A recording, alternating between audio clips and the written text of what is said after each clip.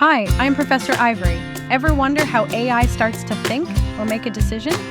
Let's look at one of its most basic setups, the Feedforward Network, or FNN. Imagine an FFN is like a super efficient, straight-to-the-point recipe.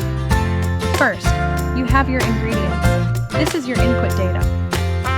It could be an image, numbers, or even text that's been converted into a special code, like the number codes we get after embedding words, like we talked about in our embedding video. Next, these ingredients go through a series of recipe steps. In an FFN, these are called layers. Each layer acts like a smart filter or a decision-making step, transforming the information bit by bit, always moving forward. And here's the key. Feed forward means the information only flows in one direction, from input through the processing layers to the final output. No going back, no loops, just straight ahead. Finally, after all the steps, you get your finished dish, the output. This could be the AI identifying an object in a picture, like saying, "That's a cat," or predicting a simple trend.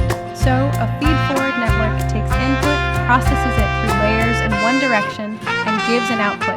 It's a fundamental building block in the AI world, often part of much bigger and more complex systems.